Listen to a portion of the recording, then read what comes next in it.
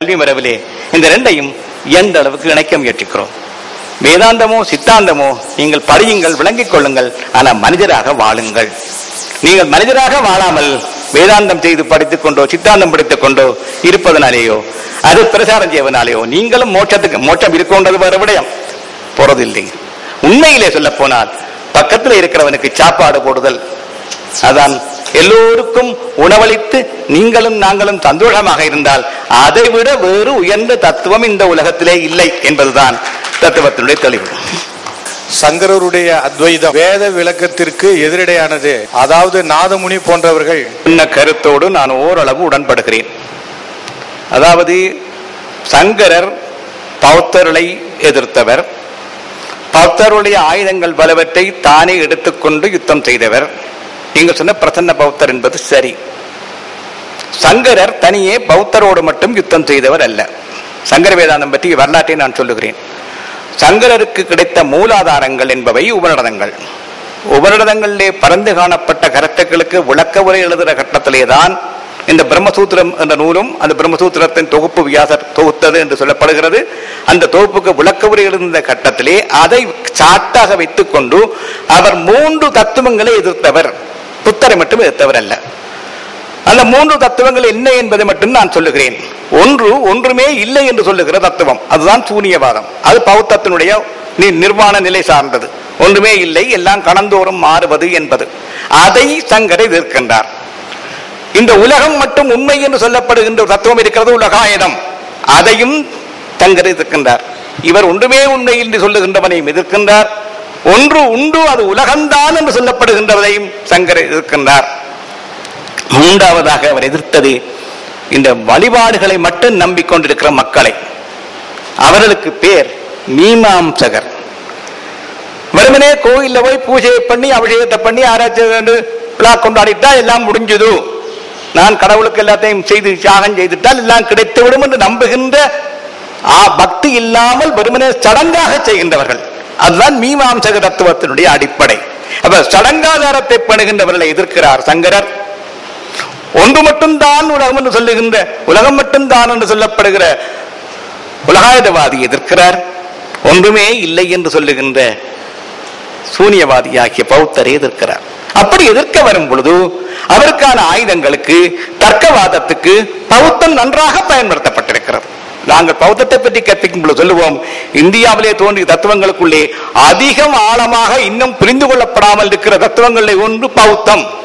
மிக சிறந்த, அதாவது மிக நுட்பமான பிரிவுகளை கொண்டதாக அறிவாராய்ச்சிக்கு பொருத்தமாக இருந்த தத்துவம். ஆனால் அதனுடைய முடிவு மக்களுக்கு கிட்டே வரவில்லை.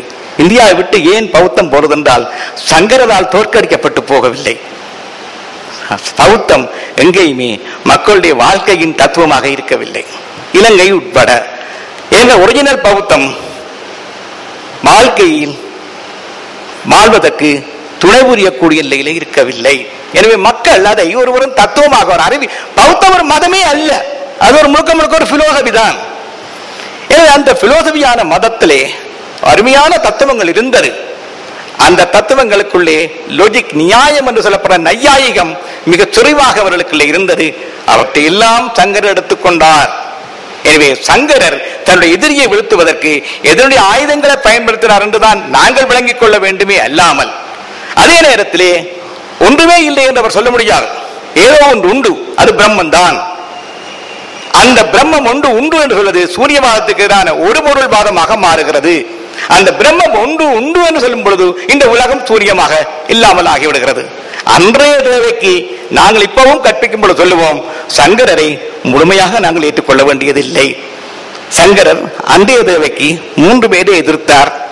அதுக்காக சூரியவாதத்துக்கு எதிராக பிரம்மத்தை பற்றி பேசினார். உலகாயுதத்தை எதிர்ப்பதற்கூடாக ஒரு பொருளாகிய பிரம்மத்தை பற்றி பேசினார். வழிபாட்டு அம்சங்களில் ஈடுபாடு கொண்டவர்களை மட்டும் ஈடுபாடு கொண்டவர்களை எதிர்ப்பதற்காக அவர் ஞானத்தை பற்றி பேசினார். என்றால் இந்த வெறும் வழிபாட்டை விட ஞானம் மேலானது என்பது சங்கருடைய கருத்து. அவர் இவருடைய மீமாம்சகருக்கு எதிராக ஞானம் சொல்ல வேண்டி வருகிறது. ஒரு பொருளும் இல்லை என்று சொல்லுவதற்காக ஒரு பொருள் இருக்கிறது என்று சொல்ல வேண்டி வருகிறது.